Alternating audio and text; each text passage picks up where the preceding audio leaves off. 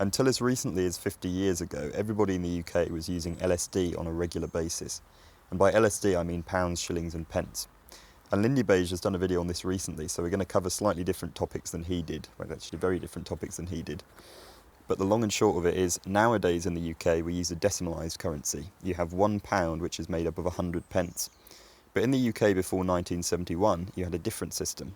£1 was made up of 20 shillings, and each of those shillings was made up of 12 pence. So overall a pound was made up of 240 pence. And although that seems overly complicated if you're not used to that kind of system, it does actually make quite a lot of sense. 240 has a lot more factors than 100, so it can divide into lots more numbers and still produce a whole number. Whereas when you're dealing with tens and hundreds, you end up with a lot more fractions. And the words pound, shilling and penny go back to Old English, pund, shilling and penning. And this 240 pence to the pound system also goes back to the Anglo-Saxon period, so the King Offa of Mercia imported the system from Europe, and it ultimately goes back to a Roman system. But before the introduction of this pounds, shillings and pence system, you still had things that resembled modern coins, which were called Sceattas. And my friend Ben's studying these for a master's degree, so I thought I'd have a little chat with him about their significance and what they might have been used for. So this is my very good friend Ben S. Normington of Bradford, who's doing his dissertation on Anglo-Saxon coinage, and we'll explain the inverted commas in a little bit. So I was talking in the introduction bit about the LSD system, the pounds, shillings and pence system, and how those words go back to Old English and to Proto-Germanic, and that system of dividing up currency goes back to the Romans, and it was imported from the continent by Offa in the late 700s, or the late 8th century, I think, if that's okay. And he was king of Mercia. So before that, you have a completely different system in the form of these things called Sceattas, and that's an Old English word. And they look as though they should be coins. So if you were walking along and you found one, you'd probably interpret it as a coin. But this was both before Offa and at the same time as Offa, I think you said, didn't you? This system of Sceattas is... Yeah, so Sceattas did exist along pounds, shillings and pence.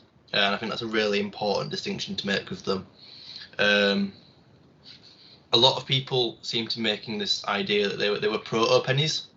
Okay. And this is the idea that at the time they were referred to as Sceattas, they were referred to as penningas, the same as Anglo-Saxon pennies.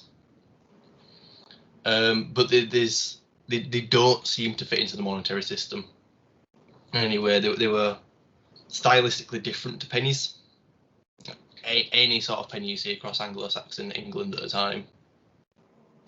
What it looks like we're seeing is a sort of an elite artifact being used by traders, unregulated by the crown. Okay. Produced to kind of symbolise a community's wealth. Okay. And how that wealth is kind of controlled by the elite men in the area. You were saying in terms of iconography and stuff, they're not, although you have the pounds, shillings and pence system, which would you say there are strong stylistic connections to the Roman system or the continental systems when in later pounds, shillings and pence, but not in Sceattas? Or so in pounds, shillings and pence, you definitely see that kind of return to the Roman coin. Sceattas, on the other hand, are distinctly Anglo-Saxon, and I think any sort of study of them, and again, I'm not a numismatist, I'm never going to pretend to be. Coins aren't my interest. I'm doing this as a kind of look into the Anglo-Saxon male elite and how this artifact ties into it. But the art styles on Sceattas are incredibly, or similar to like the Bayeux tapestry, sort of that very Anglo-Saxon, simplistic, hard-edged sort of designs. Very few busts, which you'd expect to see on coins, and almost no legends. How do you mean? So for those of you who don't know what a legend, so the legend on a coin is like, so you have the bust of the Queen, and then the writing around it is known as the legend. Oh, okay. So that tells you, when it was minted, where it was minted. That sort of stuff doesn't exist on most Sceattas, which kind of really it is a product of the fact that I think they were a lot pennies were a lot broader than Sceattas, so because of that reduced surface area on the Sceattas, there wasn't room. Okay. And Gannon, I think anyone who really wants to read into this subject and gain a better understanding than I'll ever be able to give you should read Anna Gannon's work. She's fantastic. She really goes into the idea that the Anglo-Saxons had to really make every sort of square inch on those pennies count. Okay. And that's why the iconography is very elaborate on Sceattas, whereas on pennies, you're seeing a bust, but then the legend can tell you the story behind the coin, whereas on a Sceattas, it all has to be done by the iconographer. Yeah, I suppose that makes them more opaque in terms of our ability to interpret them as well, because obviously a modern coin, here's one I made earlier. Oh! It's got a stack of coins. This was not deliberate at all. You can't see that, but I'll show you if you're not familiar with British coins, but they're the same everywhere. You have a picture of the queen, as Ben said, and then you have which queen it was. You have the year it was minted, and you have all that information. Whereas with Sceattas, we can't interpret what the iconography on Sceattas might mean in a lot of cases, can we? Because it's quite opaque, and also it seems to connect to in some sense possibly to pre-Christian motifs as well. You were saying before we started recording, but also there are things that might be Christian motifs. Yes, so if you'll kind of throw up the second Sceattas I sent you at this point. I will. So on the as we can see on what we would probably call the head face of the coin, we have this anthropomorphic figure. If you kind of pay attention to the top, you can see the it looks like it's been debased or just corroded over time. The top of the head's missing. You can definitely see the underneath of the jaw, a body, 2 legs, and then you can see the arms, and then there's 2 cruciform objects either side of that anthropomorphic figure. And then on the reverse side, on the tail side, as a lot of English people would probably call it. Is that an American thing as well? Do they call it the tail side? I would assume so. Yeah, they do head to tail, don't they? There is this serpentine creature, and a lot of people on the Portable Antiquities scheme. Again, if you want to look at this sort of artifact, the Portable Antiquities scheme is awesome. It's a free resource. Type in what sort of thing you want in. If you want to look for shouts, You'll get loads of great results. So we've got a serpentine figure. So we've got a person with 2 cruciform objects either side, and a sea serpent, or snake, whatever you want to call it, worm. But what does that mean? And what does that mean to an Anglo-Saxon person? Because obviously we've got this complex dual identity. They've only recently transitioned from the pagan system to the Germanic tribes, but then they've also got this massive Christian influence. Are those 2 crucifixes either side of him? Are they 2 swords? I don't know. Anna Gannon again makes a great point in one of her books. I'll put, if you don't mind, Sam, I'm going to leave a complete list of the books and papers I've read so that people can kind of double check what I've said. I don't want to be spreading any misinformation. No, neither do I. Is it trying to kind of show that holy, man symbol, or is it a warrior? We've got a serpent. Is that the symbol of the people who are making it? They just identify that, okay, cool, the adder is something that exists in England. That's going to be our animal kind of stamp badge. Yeah, could be an adder. Is it Jormungandr, the world serpent of Nordic myth or Germanic myth? That's an equivalent, yeah. Or is it the Leviathan of Christian mythology, which is a similar sea serpent sort of monster? You find we don't know. You do sometimes find on other things a mixed, what look like mixed Christian Scandinavian motifs, like the Gospel's cross and things like that. So it's I mean that's talking Scandinavian. I mean, presumably if this is Jormungandr, it's the Anglo-Saxon equivalent of Jormungandr, whatever that might be. Yeah. But the point being that you do have situations where people clearly had some kind of blending of the two belief systems, or at least the two belief systems were being simultaneously represented on the same objects for whatever reason, however that worked in their minds and in their cultures. So it could be both, as you say. It could be. It could literally mean both, and it could be that sort of, we're trying to share this identity of, we are the Anglo-Saxon settlers, but we also are these new Christian people.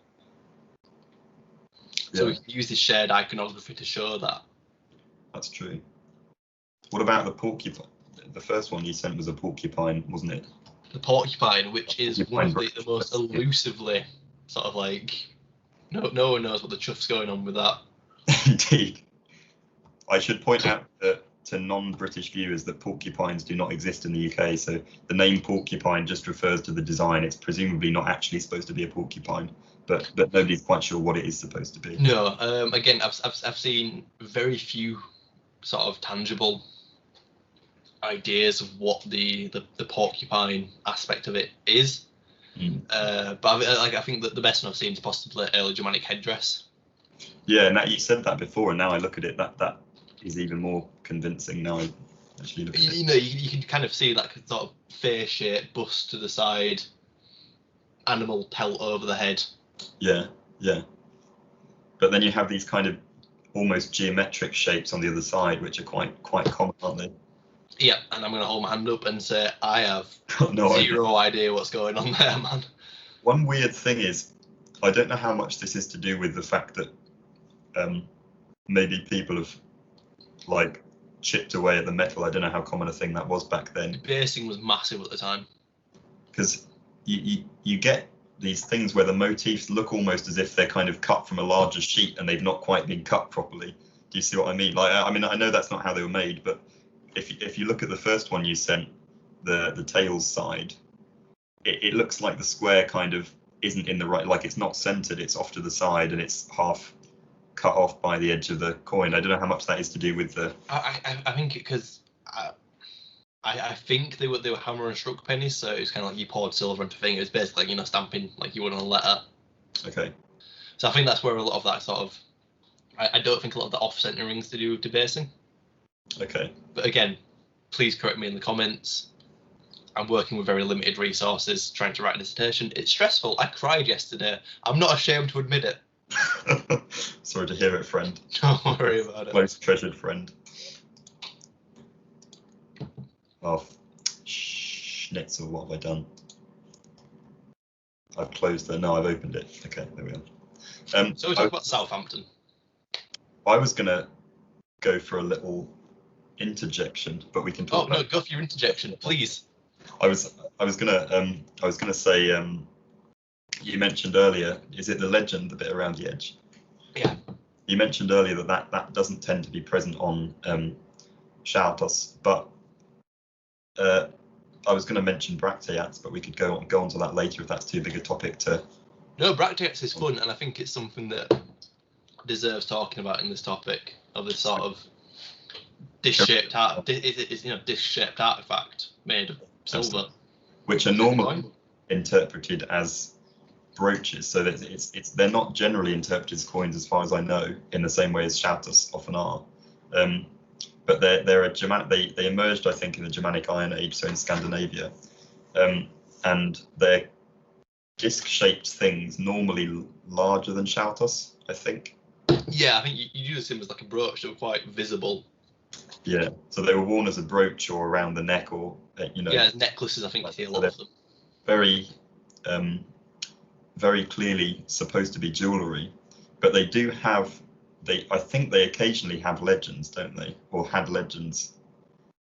They were definitely Roman stylized from what I've seen. I think a lot of them had sort of like proxy aquillas. What thing? Sorry. Like a proxy version of the Roman aquila, like the eagle. Okay. And then possibly some legislation around it to try and mimic that Roman coin style. Which I think, and then I think Sceattas are kind of like possibly a bit more of an evolution of that. They didn't evolve on their own. I don't think any artifact or language does. Yeah, absolutely. Especially on the continent where you have a lot of linguistic influence as well. So there was you get aerial features on the continent in language that spread very widely, and culturally that's certainly the case as well. So it makes it. I don't really know what brachiates actually come from, whether they emerge from some other kind of material culture, or whether they just seem to be a kind of a piece of jewellery that's styled on Roman coins. But it's not to say that Sceattas have no connection to continental or Roman styles at all.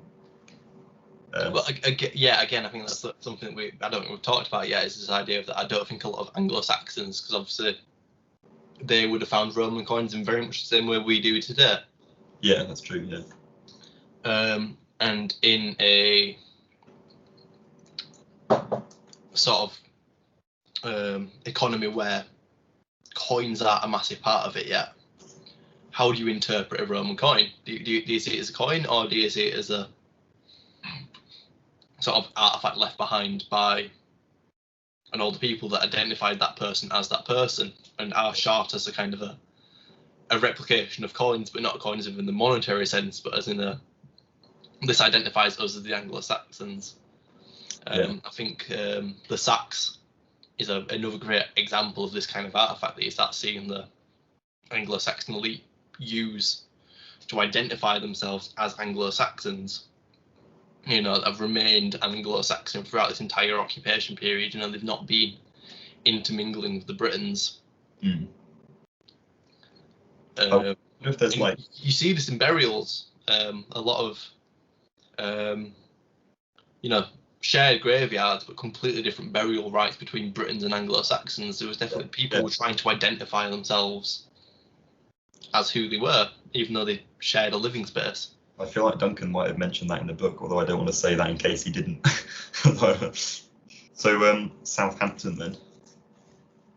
Southampton, yeah. So I think, again, just to really drive point this whole idea of shouts being this uncommon sort of elite artifact. Southampton's great. So there is this class of shouts called Series H shouts.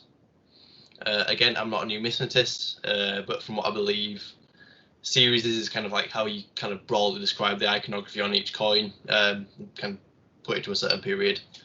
So these Series H shouts, which will appear here. Indeed. Is that the third one? That is the third one I've sent you, yeah. So they were exclusive to Southampton. During the late 7th, early 8th century, Southampton was a huge trading port for the Anglo-Saxons. You're seeing productions of high-quality goods, imported pottery, window panes, which is something that you might not think of as a huge, high-status good, but in Anglo-Saxon time, my God, if you had windows, Jesus Christ. Glass sort of beakers, which again, I think people were still using ceramics for a lot of their tableware at the time. And although I don't think any gold artifacts have been found at the site, there was lots of evidence for crucible sort of metalwork, so gold and silver at the time. So within this massive trading port, which I've already mentioned, the fact that it had a 2-to-1 male to female burial ratio. In off recording, I don't think you have one. Which is significant. And it kind of implies that this was, a male-dominated craftsman/traders town, where these sort of artifacts were being produced and distributed, but also things were coming in, as sort of seen by the imported pottery. And we see this exclusive form of shout, which we mentioned earlier. What's characteristic about it? So we're seeing this sort of on the head's face, this face in the middle, surrounded by these sort of diadem circular points, which I don't know. Again, Anna Gannon says it perfectly. We cannot begin to interpret what these mean. To me, it looks like a shield boss, possibly. Yeah. Or brooches. Or brooches. Again, it's is this an evolution from what kind of artifact, and possibly different shards evolved from different artifacts. We just we don't know. It's weird and it's cool, and it's why I love talking about them. But we're definitely seeing a kind of, and we don't know if Southampton was sort of indicative of other trading posts throughout the UK at this time. But we're definitely seeing a concentration of a artifact that is being produced, used, and distributed throughout Southampton, but isn't appearing anywhere else in the world. So they're producing these small circular pieces of silver. Yeah. 2 faces, iconography on each side, that aren't moving outside. So are they being traded? Yeah. So or is it an internal distribution of silver, and that's how you kind of like controls people's wealth? And if you wanted them melting down into something that was more tradable, that's what you did. From what we see in Southampton, the people who lived there were enjoying quite a comfortable lifestyle. Okay. It wasn't extravagant.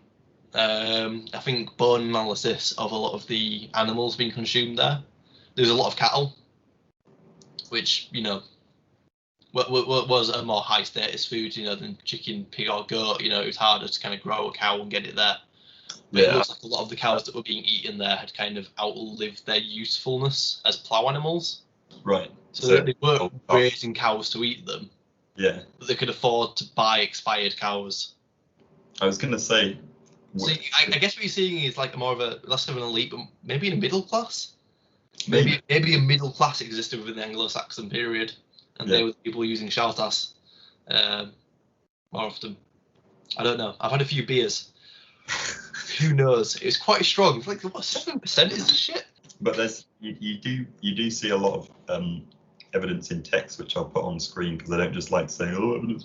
But that cattle were seen as the main livestock. Even if people had 100 sheep and 15 cattle, it was more important to their wealth that they had the 15 cattle, and the sheep were not immaterial, but they were less. So it's clear cattle were like the main animal in a lot of places, the most high. I don't know about high status, but the most important animal to wealth in a lot of places, I think. Sorry, there's just a quick question on my part. Do you think we could make any sort of correlation between decimalisation between sheep and cattle? Well, so that idea that cattle were money, and I think that's something that we need to think about, is that money doesn't have to mean coin and coin doesn't have to mean money. Yeah. What? So in the sense, was there a conversion rate of sheep to cow? I don't know. That's a good question. I don't know. Should we? Is that all then? I think that's it. Again, if anyone has anything they want to say in the comments, please do. I will leave a listing of my readings and potentially my email address in the description below. If anyone wants to say anything, please email me, or I'll probably read through the comments of this video. Simon, anything you want to say? No, that's all. That's all very, very nice and succinct. Thank you, my friend. Thank you for doing such a. No, thank you for having me. And hopefully we'll be back later in the year when we've both finished our dissertations and we can maybe talk more about it. Yes, and also for Baldrich episode 3.